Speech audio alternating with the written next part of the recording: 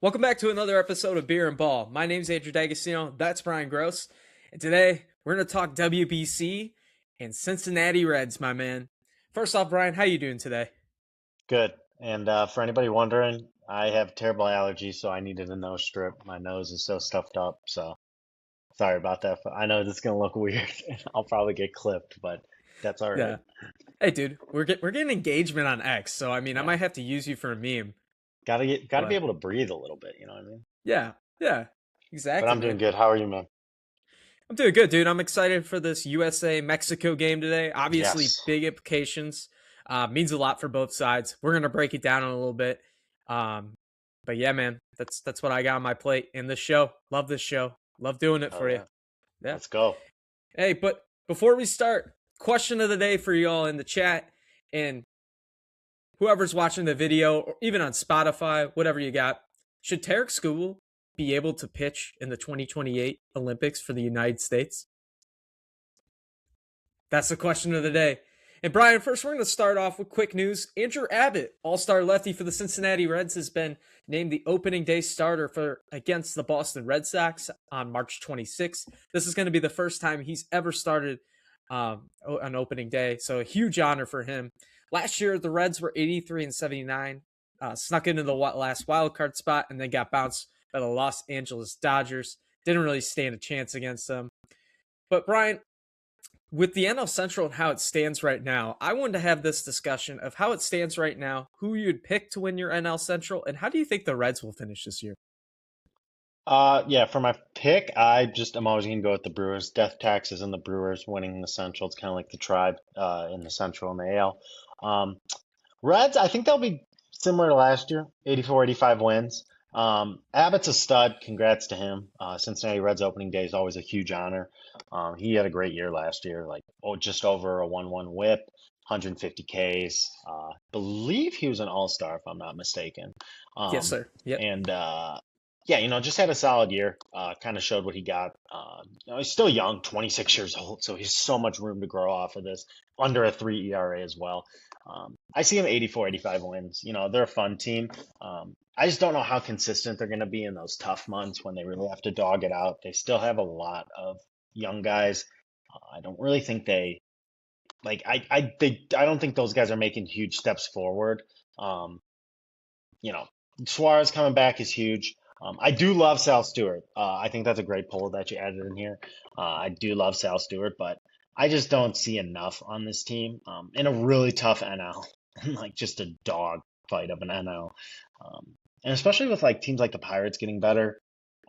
Cubs, I think Bregman's just such a great signing, so I think they're going to be better. And I think the Cardinals are going to be tough. So I can really see the Reds finish anywhere from 3 to 5. Yeah, I think this team is going to be in playoff contention for sure. Very impressed with what they did this offseason, getting some bullpen arms in the back end of the bullpen, which they desperately needed, and then signing Eugenio Suarez back. Guy had 49 homers in this ballpark at Great American Ballpark. It's a literal fucking box. So you can add 10 more Definitely. home runs to his total. Great signing for them. My concern is a little bit of the lineup, and my biggest concern of this team is Ellie De La Cruz. This is a guy that everybody overhypes, but if you really take about look at his Savant page in his baseball reference, very underwhelming numbers last year. Not like I think he's like 56th percentile in overall run value. Defense is not elite at all. He's just kind of like that one of those fun guys that gets all the attentions, but like, what has he really He's done for me? jazz. It's a lot like Yeah, jazz to me. A lot like for sure, jazz. man. Different Yeah, types of skills. I mean, really elite skills, but they need to put it together. Like, I think O'Neal Cruz is a perfect example of what they need to do with Ellie. If you have a guy at shortstop who's not consistent and a freak athlete, you should put him in center field. yeah. It's the same. It's the same like view. It's the same vision point. I know it's going to be fly balls, but it's still familiar. They obviously relay a ton of cuts from the center fielder, so I mean, I think that's something they gotta look into doing. I think you could cover that park like, I mean, it could be like, 70% of the world's covered by water and the other 30% Ellie De La Cruz in center field. So I think that's something that I don't see Tito doing. I loved him when he was here, but like I don't see Tito really evolving in his thought process, so he's gonna keep him at short. Yeah, like you said, the lineup and the inconsistency is a huge question. Suarez is a good signing, but they gotta beat teams in the NL too, man, and it's just There's a lot of good teams in the NL. There's like one bad team in each division, I'd say.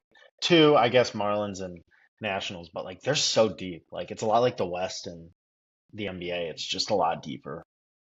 Yeah, and like you said too, with this lineup, there's a lot of questions, but they got guys like TJ Friedl that have proven major league talent. Yes, yeah, TJ Sal agreed, yeah. Stewart, we talked about a little bit, touched on. He'll play a big role, probably play some first base. Nathaniel Lau's on this team too. He's going to be an interesting piece. Veteran guy, had success in the majors. A little bit of oopsie whoopsie, bad term right there, but little wish wash. No, Nathan Lau. Ugh. Yeah, but But I feel it's a good bat. I don't mind that. Oh, for sure. Veteran guy, left-handed guy. But I like your idea of putting Ellie De La Cruz in center field. I think he's good enough to play shortstop, but he just the defense for me, he's not a good enough defender to play short. Athletic enough and being a good defender, two different things. Very athletic. Kudos to Derek Shelton or whoever thought that for the O'Neill Cruz, because I think that's a genius idea. Yeah, and he's got the arm talent to do it out there too. But Ellie, you could cover ground. He's just got to figure out the plate, man. And I think the splits, if you take a look, I think it was hitting right-handed. I forget which one it was, but one of the sides was significantly lower than the regular. And if you want to look that up, add it in. Yeah, but I got man, this team's rotation, and I know they just they're potentially going to lose out on Hunter Greene, who's right now dealing with an elbow injury, which is a huge loss for them. But this rotation's got depth, and I see that as like a top 5 rotation in all of baseball. Rhett Lauder, who's one of their top prospects, is coming up. A guy that throws hard, throws it in the zone, beats up the bottom. Good guy to have in your rotation with a guy like Hunter Greene going down. Chase Burns, former number 2 overall pick, tops it out at 100. There's just so much depth in this rotation. And with Andrew Abbott, I could see this team winning over what the over-under total is, and we'll get that in a bit. But what do you got to add, man? Yeah, you know what? That's actually a good pull. Chase Burns could be somebody that could really take that leap going into next year. I mean, he has so much potential. His fastball's filthy. He's going to strike guys out. Not having Hunter Greene just sucks. I mean, that just is such a blow. I'm trying to load Ellie's stats, but I don't know why they're not loading right now. Let's see. Okay, here we go. Yeah, he was substantially better on the right side. He was hitting 277 on the right side, 17 home runs, and then 236 on the left against lefties. Sorry, against righties he was hitting 277. So on the left side he was hitting 17 home runs. Against lefties on the right side of the plate, 236, 5 home runs. So he really has to figure that out. The walk to strikeouts are night and day. Every 2 strikeouts, he's walking once when he's batting on the left side. So obviously seeing the ball a little better. And that's not like an awful rate for a guy with that much power and steals bases, like you'll live with that. However, if you look at the right side, it's like completely different. So he strikes out half the time, or every 2 strikeouts he gets 1 walk. Every 6 strikeouts he gets 1 walk on the left side. So he walks better on the right side of the plate. So that's just like a weird split stat that I that's see. a crazy. It's just split. It's kind of all over the place. Like he's striking out more, but hitting more home runs on the left side of the plate, and he seems to be making weaker contact, but having better at bats on the right side. Like that's a huge difference. I mean, 11 strikeouts and 61 walks. Sorry, I'm like rambling almost, but 11 strikeouts and 61 walks compared to 150, 200 strikeouts, 120 strikeouts and 56 walks. Like that's, I don't know. That's so weird. He's just a weird game player. Of baseball. He's an anomaly. He is. Yeah, he really is. And he's got to figure it out because they gave him a lot of money. He didn't sign the contract, but Reds offered him a lot of money this offseason to sign. They gave him a decently large contract extension. He said no. Now he's got to go prove his value. And he honestly hasn't proved his value at all. He's just, been a hit or miss guy. A lot of talent, a lot of flashes, but who knows if he could keep it up, especially with the league adjusting to him. And not to mention, we were just talking about strikeouts. This is a guy that's going to strike out 215 plus times a year. So Absolutely. just a lot of, inconsistencies when it comes to Ellie De La Cruz. But Brian, this isn't an segment of Brian on the books yet. But right now, Vegas has the Reds at 82.5 over under win total. What are you leaning towards right now? I think they're going to go under. I think they're going to have about like 80, 79 wins. I just think a couple things went right last year at the end. I think they'll probably be like 500 through May and then kind of start slipping down. Yeah, I'm gonna go over. I just think this team's too talented with the rotation that they have right now. With Emilio Pagan back, the back end of the bullpen, holding it down, giving them saves that they need. There's just a team that, for years we thought could explode and take the jump. I honestly compared them years ago to the Mariners of the National League, which just seems like a terrible take right now. But I can still see it with the amount of talent that they have. That's what a hot take is, though. You got it. Yeah. Sometimes, you know what? You're not. Sometimes you're not wrong. You're just early. Yeah, Never exactly. forget that. Just with early, takes. not late. Yeah. Exactly. Hey man, but let's touch base on Team USA and Hell Team yeah. Mexico, the big one tonight at 8 p.m. on Fox. Going to be electric. Team USA, man, they put belt to ass on Brazil, 15-5, and then Took a minute, 9-1. It did. Took a minute. No, that ninth inning. Brazil played them tough, man. I gotta Lucas give them credit. Ramirez, man, 2 dingers. Just a stud. I'm excited Great to see player. how he does in the minors this year. He's going to make a jump, especially, he took DeGrom yard in the spring training game. Then, 2 days later, takes Logan Webb and Gabe Spire, who's one of the best left-handed relievers in all of baseball.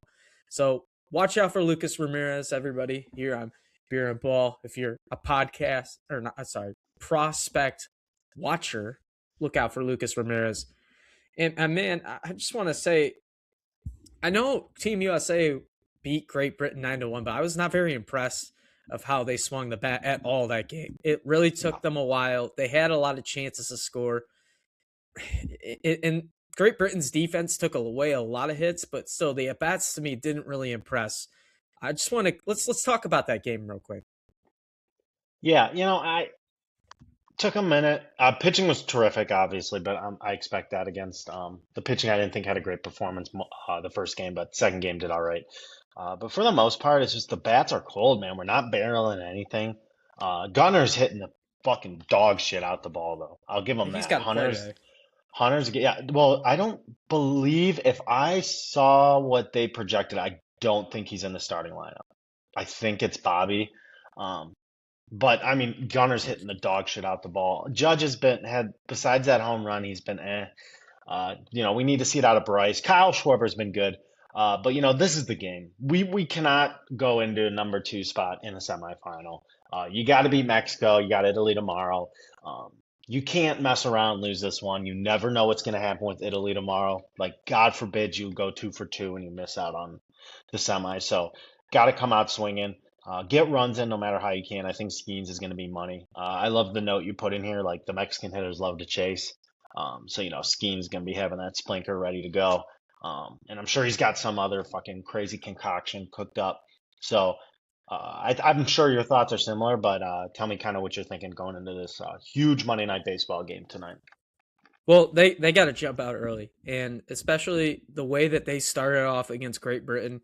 You fucking Tarik Skubal giving up a leadoff home run to Nick Eaton, out of all people, who went 3 for 4. That's karma. Game? That's baseball yeah, karma that's for karma. what he said. It's karma. Oh, dude, I can't wait to lay a rip on him at the end of the show. We're gonna save that for later, but man, yeah. But yeah, no, they got to jump out early, and if they could do that, this lineup is shown, not together yet, but they did put up 15 runs. Actually, I could take that back. They've shown that they could put up a lot of gaudy numbers and score a lot of runs. They just haven't gotten the big hit in the clutch situation early on in the games. They've kind of pushed it away and, not fall on the luck, but really, deliver later in the road. To me, they got to keep Jarren Duran off the board. He's been one of the hottest hitters in this tournament. He's been one of the hottest hitters all of spring.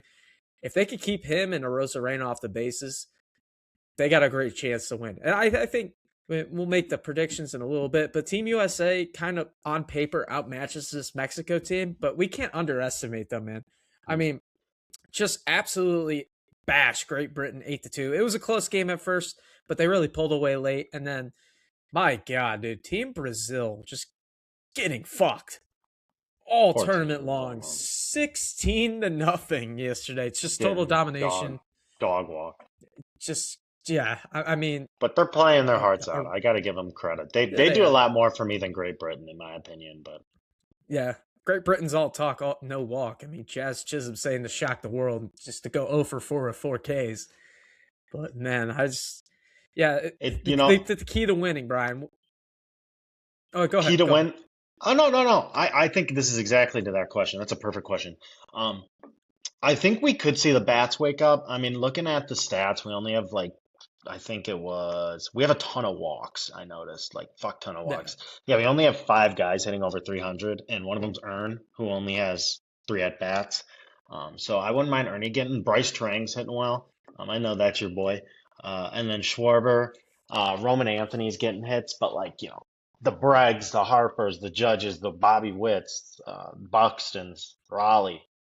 We have no hits from our catchers. We talked all about this catchers. We have no hits from our catchers. So I think, though, they could have fallen asleep a little bit with these past 2 teams. I think the next 2 teams being better might help a lot. Hate to say this, but they kind of might have fallen asleep a little bit because they're so bad. They're going to be up for this one. This game's going to be nuts. It's in Houston. Mexico's literally just a skip and a hop over the border right there. So they're going to have influence there.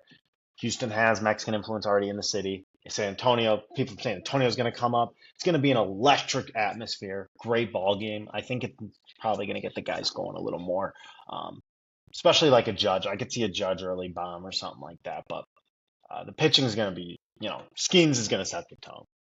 Oh, yeah. I think Skenes is made for this moment. He hasn't pitched in a big game of Major League Baseball in his entire career so far with the Pirates. But for me, man, if PaulSkenes could dominate, pound the zone, his stuff's so electric, and this lineup is a good lineup. But for me, the keys to win is, one, they got to jump out early, like we said, and PaulSkenes got to go deeper in this game. That bullpen's kind of taxed from the last time because Tarik Skubal only went fucking 3 innings.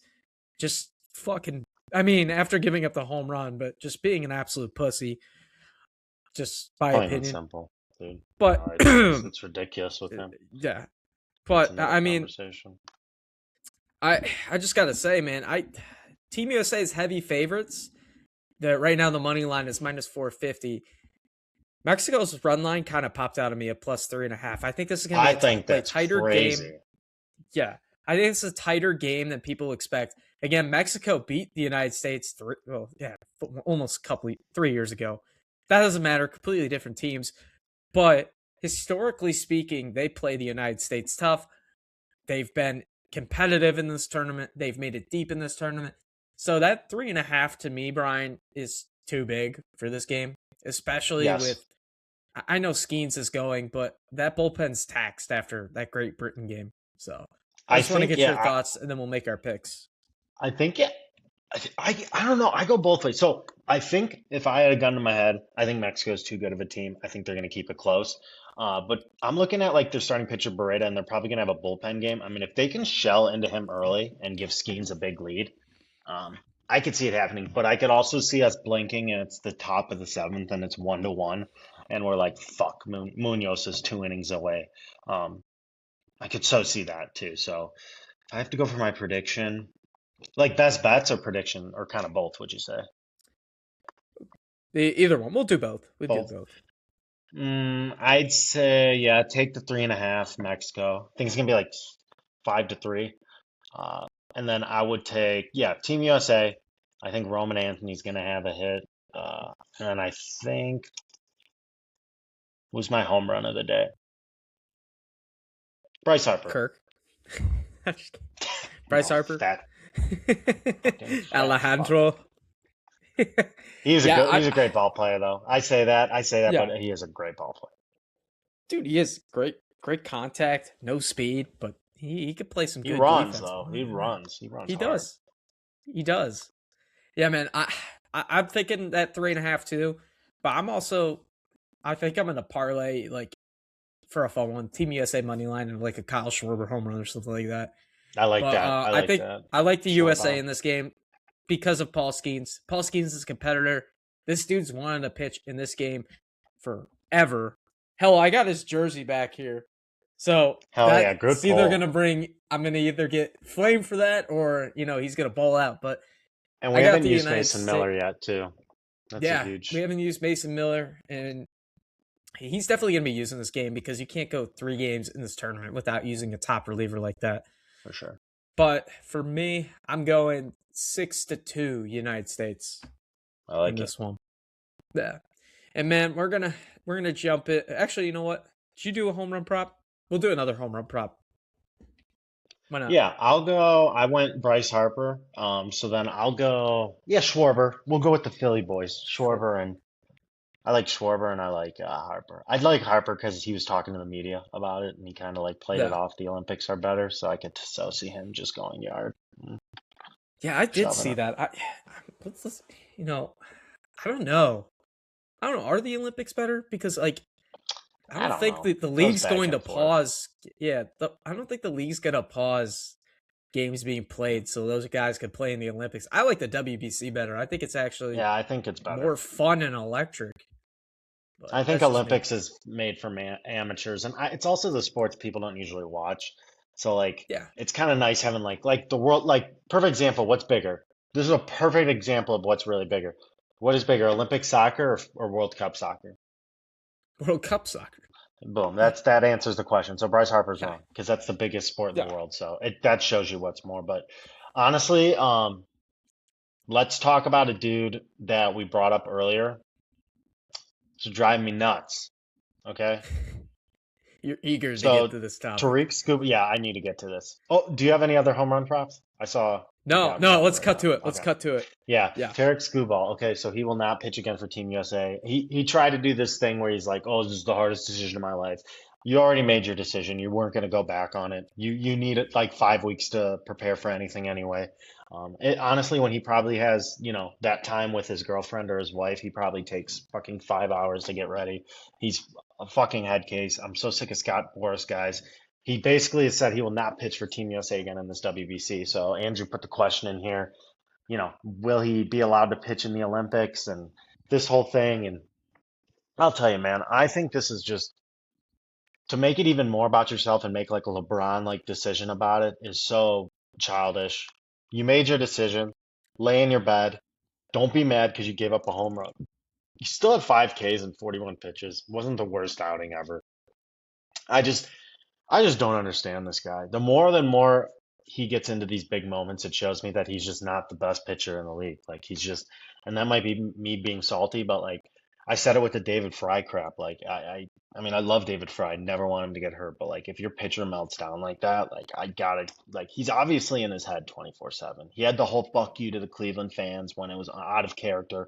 Obviously, big moments get to him and get him in his head. Whether you like it or not, I don't really think that can be argued right now because why would you keep going back and forth on this? Why would you not be able to finish the game with David Fry? Why would you be out of character and yell fuck you to the whole stadium? It's because obviously this is getting to you in some way. You're showing it with your emotion. So I'm just so sick of this dude, and I'm honestly happy he's off the team and kick him out. What do you think, Andrew? I can't keep talking about this motherfucker. He's a bitch. There's so much public, and I know he went to the hospital all after David Fry, but let's just talk about his offseason, Brian.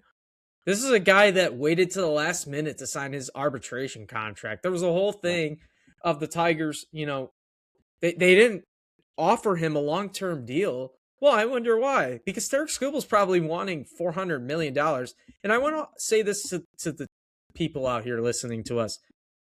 Scott Boras works for Tarik Skubal. Tarik Skubal does not work for Scott Boras. I want people to know that because that is how agencies and players work. This is a Tarik Skubal decision. This is not a Scott Boras decision. This is Tarik Skubal being a fucking bitch. Well said. And not getting hurt. This is Tarik Skubal saying, you know what?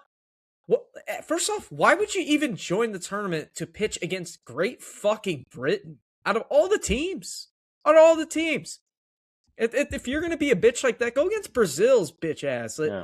All the randoms or literally construction workers.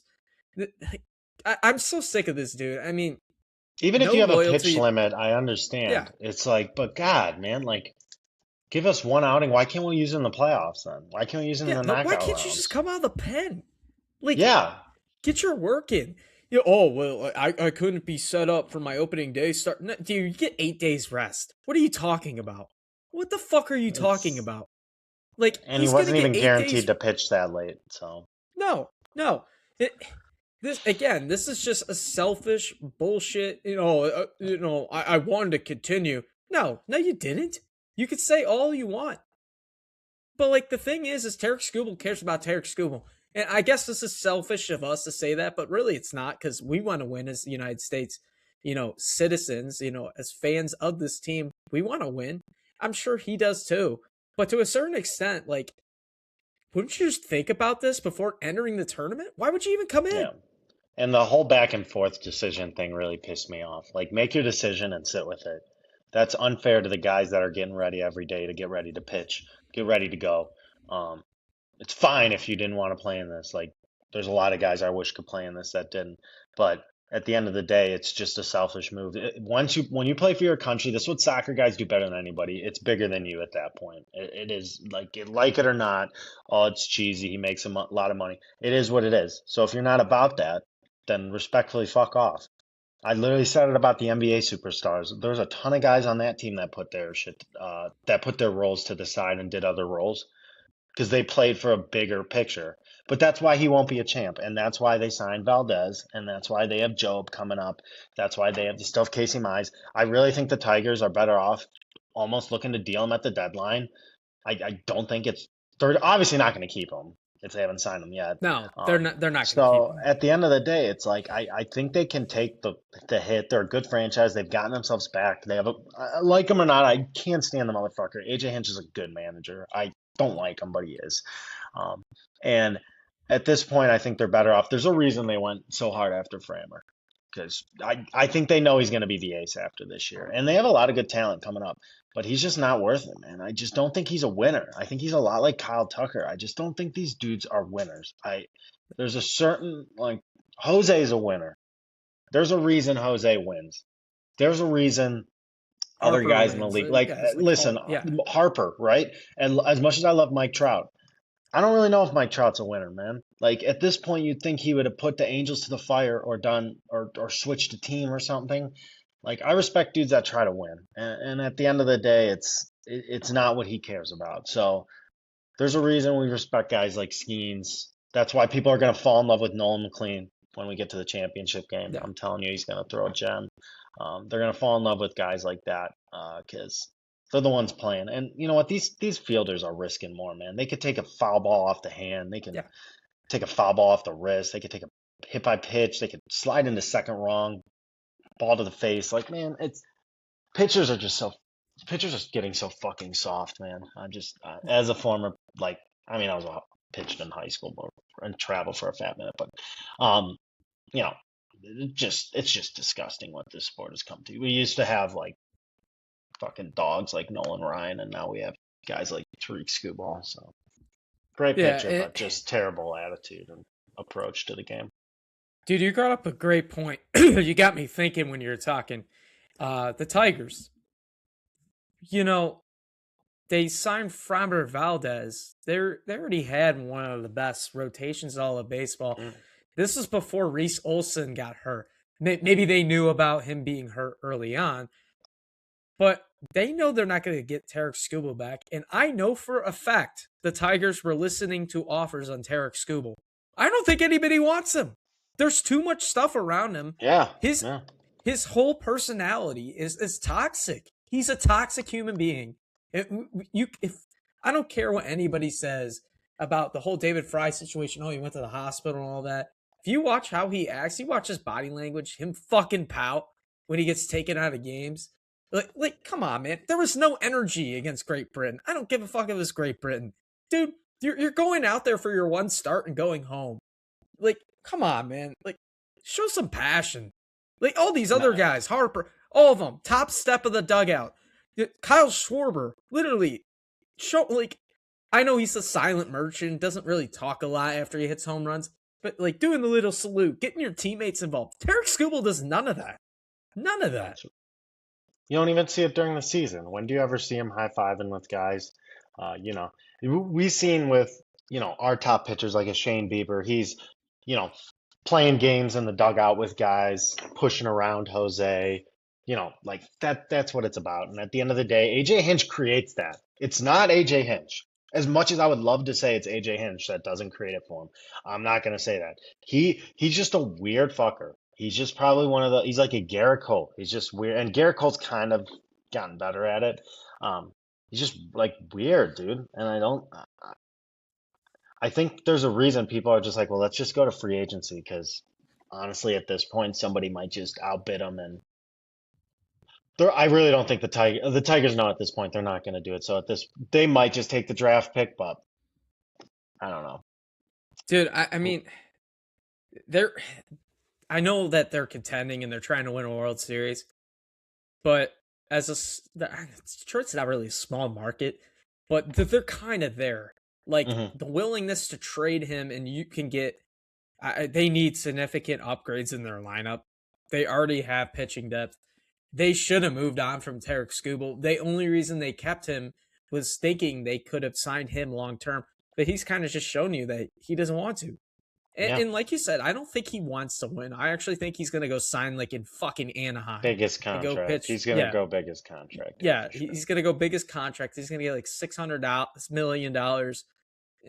And he'll dominate. He'll talk shit. He'll be himself. But man, he's just not a winner. He's not a winner. He'll never be a winner.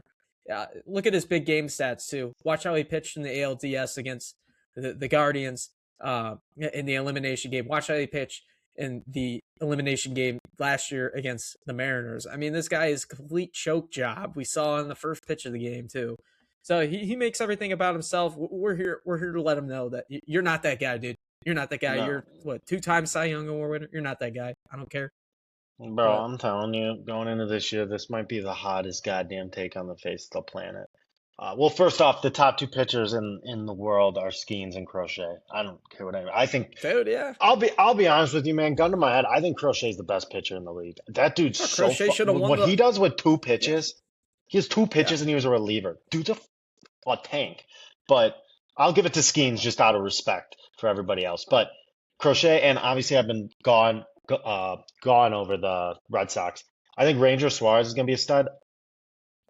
I really think Christopher Sanchez might rival Skubal for second best lefty. Best lefty. In the league. Yeah. I think Crochet is the best lefty, but Christopher Sanchez is dog. He's a dog, dude. He's and a especially, dog. Them not going after like keeping Ranger. I know it might have just paid more for the Red Sox, but I think they really trust him to take over the reins as the ace. And I don't know.